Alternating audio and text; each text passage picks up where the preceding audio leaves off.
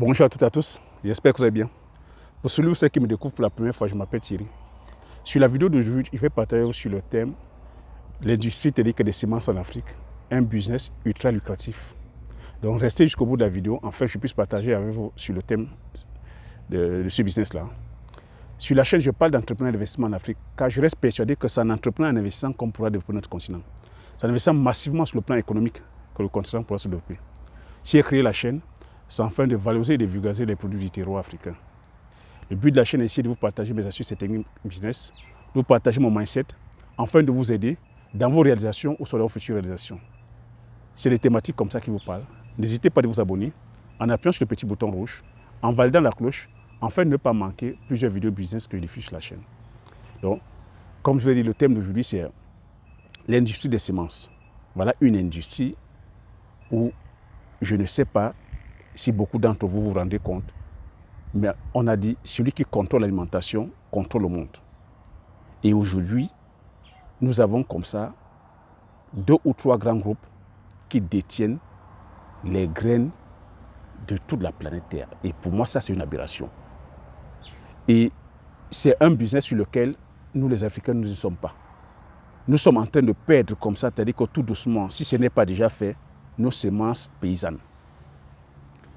En Occident, c'est-à-dire que l'Occident où nous sommes toujours en train de vénérer, nous sommes toujours en train de plébisciter, on est toujours en train de prendre le bon exemple au niveau de l'Occident.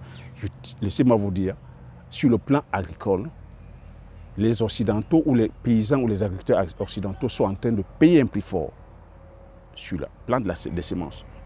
Aujourd'hui, vous ne pouvez pas, c'est-à-dire que s'aimer, que ce soit une graine, que ce soit des céréales, ou que ce soit même, c'est-à-dire que sur le plan, c'est-à-dire que des arbres fruitiers en Occident, sans passer par ces 3 grands groupes-là. Si ce n'est un grand groupe dont je tairai le nom ici pour ne pas censurer la vidéo, qui commence par MO, vous avez entendu les mots.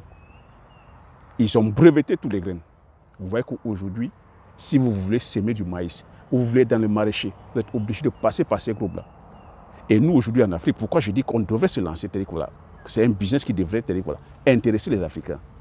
Parce que nous sommes, figurez-vous, nous sommes en train de perdre nos graines paysannes. Le maïs, le bon maïs quand on faisait, ou quand le voisin braisait son maïs, tu étais à 800 mètres, voire même 1 km. Le parfum du maïs te fouettait le nez, tu savais qu'on braisait le maïs quelque part. Et lorsque tu mangeais le maïs, tu avais un très bon maïs. Le goût était meilleur. Mais aujourd'hui, on nous vend du maïs vraiment plein d'OGM, de maïs, c'est-à-dire que génétiquement modifié, du maïs chimique, quoi. On est aujourd'hui contraint, c'est-à-dire de suivre la chimie. Nous ne sommes plus en train de faire de l'agriculture, mais on fait de l'agriculture chimique aujourd'hui. Sur tous ces céréales que je cite là, que ce soit sur les céréales, que ce soit sur les maraîchers, on est obligé aujourd'hui de suivre le cahier de charge dicté par ces grands groupes-là.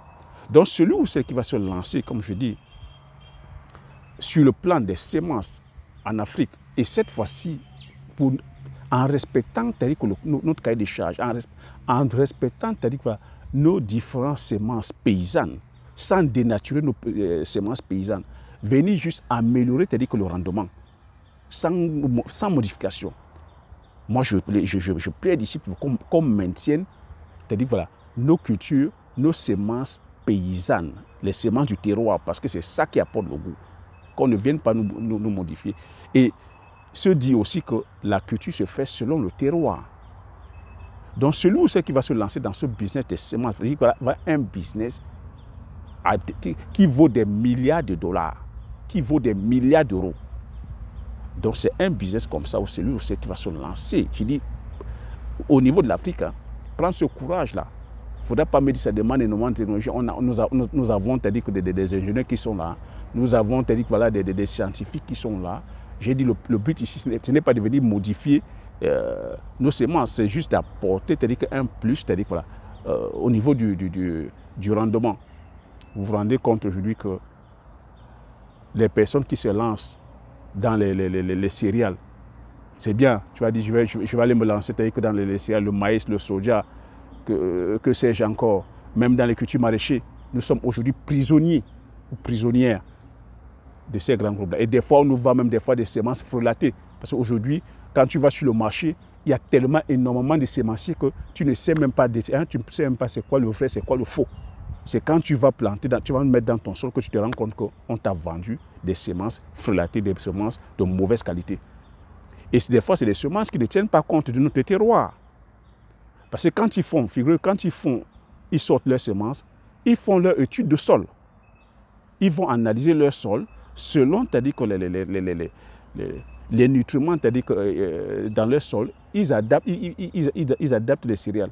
Certains céréales sont des fois enrobées déjà d'engrais, enrobées d'herbicides, enrobées, c'est-à-dire que de beaucoup de produits ou de manquements qu'ils ont détectés dans leur sol. Nous, quand on les achète, on vient avec, c'est-à-dire que ces semences-là, mettre dans nos sols qui sont riches. Figurez-vous que les sols africains sont riches. Riches pourquoi? Parce que la vie biologique est déjà très intense. Les sols occidentaux et les sols africains ne sont pas pareils. Les sols occidentaux sont des sols tempérés, où il fait froid, où la vie microbienne n'est pas active. Or que dans nos sols, c'est-à-dire qu'au climat, au climat tropicaux, où il y a la chaleur et de l'eau, dont il y a de l'humidité, les bactéries sont actives.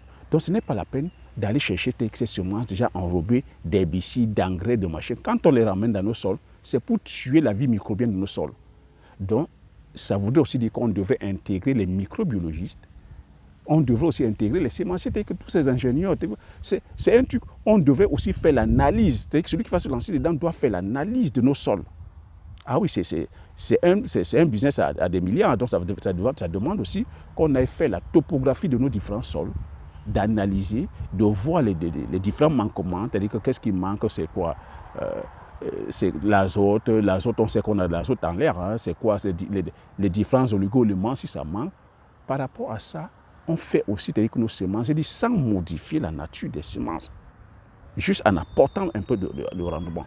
Celui qui va se lancer, je dis, dans ce business-là, c'est des milliards.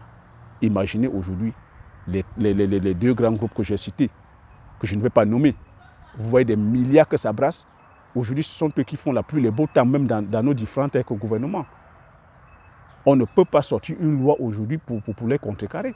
Tant que ça va à l'encontre de leurs intérêts, mon ami, aucun gouvernement ne peut tousser. Donc c'est pour vous dire l'ampleur, le pouvoir qu'ils ont. À l'heure où je vous parle, nous avons une banque de semences telles qu'ils ont cité dans le Sibérique, dans les coins nordiques, là, à plus de 2 km de longueur, où ils ont stocké toutes les semences. Vous imaginez qu'ils aient tout simplement avec une mauvaise intention, on perd nos semences. Dans certains coins des zones anglophones, tels que des pays anglophones d'Afrique, ils ont essayé ces semences-là, à adopter les semences occidentaux, ils ont tué leur sol. Lorsque vous allez avec ces semences hybrides-là, parce que derrière, ce qu'il faudra noter, c'est que vous devez suivre la posologie à la lettre. Vous devez irriguer à outrance, c'est que l'irrigation, on n'a pas les moyens. Quand vous vous lancez dans un champ de maïs, la culture de maïs, ce n'est pas 10 hectares, ce n'est pas 20 hectares, ce n'est pas 30 hectares. Quand on parle de culture de maïs, ils sont à 100 hectares, 1000 hectares, 2000 hectares. C'est ça le maïs. Et il faut irriguer. Vous n'allez pas aller compétir avec quelqu'un qui fait 1000 hectares de maïs. On est mort dans le film. Donc moi ici, ce que je demande, c'est qu'on valorise nos semences, les semences du terroir.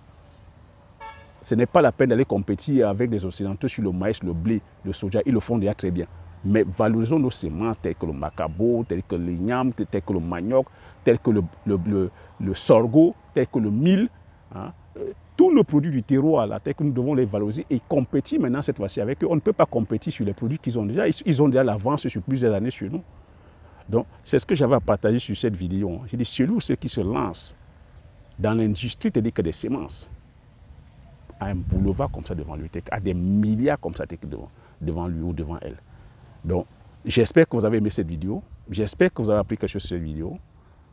Mentionnez-moi aussi quelques éléments, et que si vous avez aussi certains détails que j'ai pu omettre ou oublier, mettez dans les commentaires, je me ferai le plaisir de les lire. Partagez massivement la vidéo autour de vous, afin que nous soyons comme ça plusieurs à être informés. Abonnez-vous si vous n'êtes pas encore abonné. Comme j'ai coutume aussi à vous dire, l'information c'est la connaissance c'est la richesse. Une fois que vous avez ces informations, vous appliquez vos stratégies et vous passez massivement à l'action afin d'impacter votre vie et impacter la vie de ceux qui vous entourent. Sur ce, je vous dis merci, aux prochaines vidéos. Ciao.